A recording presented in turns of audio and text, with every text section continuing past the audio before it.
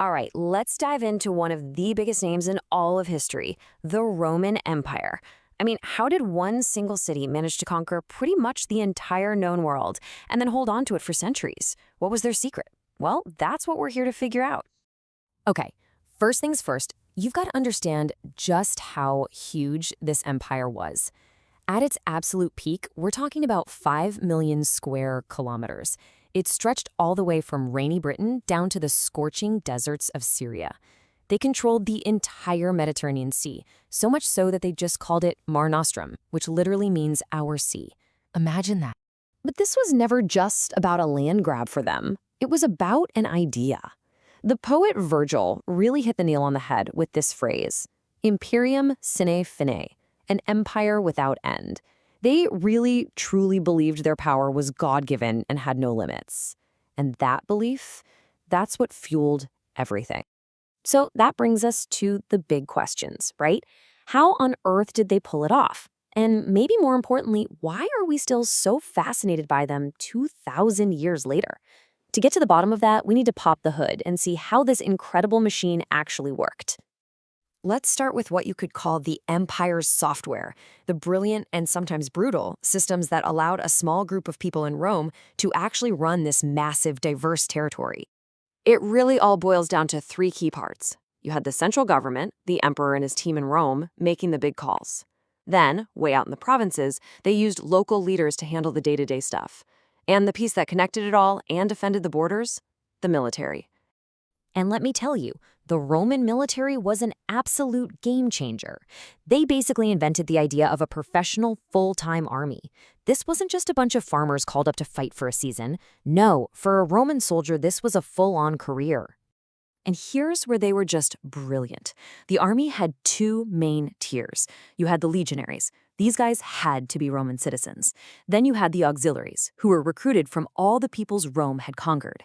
Now, the auxiliaries had it tougher, longer service, less pay, but after 25 years of loyal service, they got the ultimate prize, Roman citizenship for them and their entire family. It was an amazing system for turning potential enemies into the empire's most loyal soldiers. Okay, so that's the software of control. But what about the hardware? I mean, an army and a government are pretty useless if they can't move around or send a message, right? This is where the Romans became legendary builders. They literally engineered a connected world.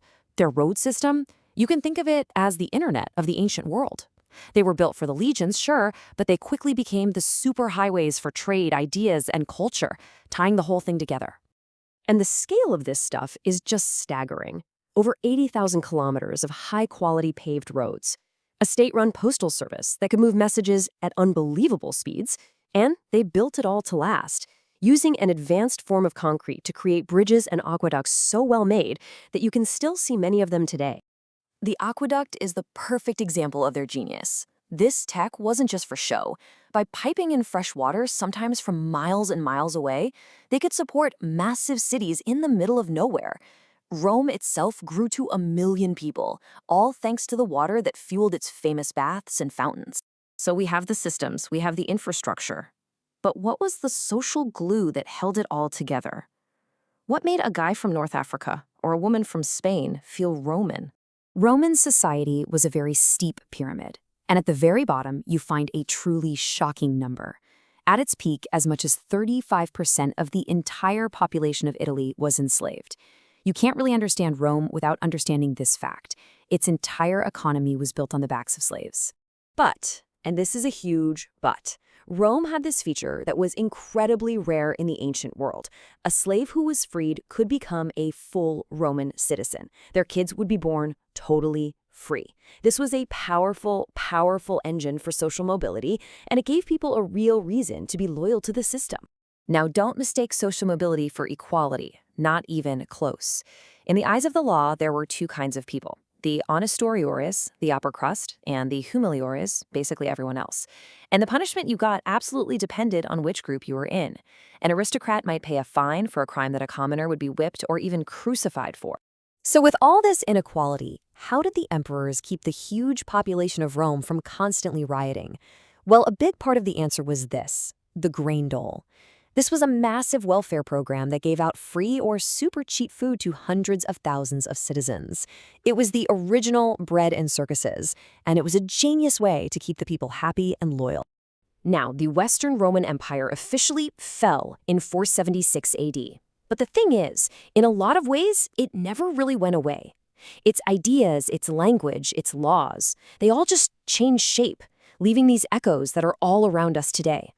Just think about language. The everyday, vulgar Latin that soldiers and merchants spoke all across the empire didn't just vanish. Nope, it evolved. Over hundreds of years, it slowly morphed into the modern Romance languages we know today, like Spanish, French, Italian, a direct, living connection to the streets of ancient Rome.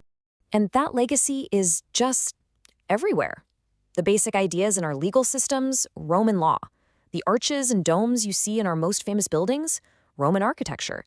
The very idea of a senate or a republic, that's Roman. And of course, the empire's decision to adopt Christianity completely shaped the course of Western history. So if you take one thing away from all this, let it be this. Rome's real genius wasn't just in conquering people, it was in integrating them.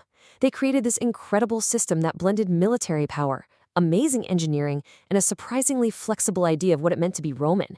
And that's why it lasted so long, and why it still matters. Which leaves us with one last question to think about.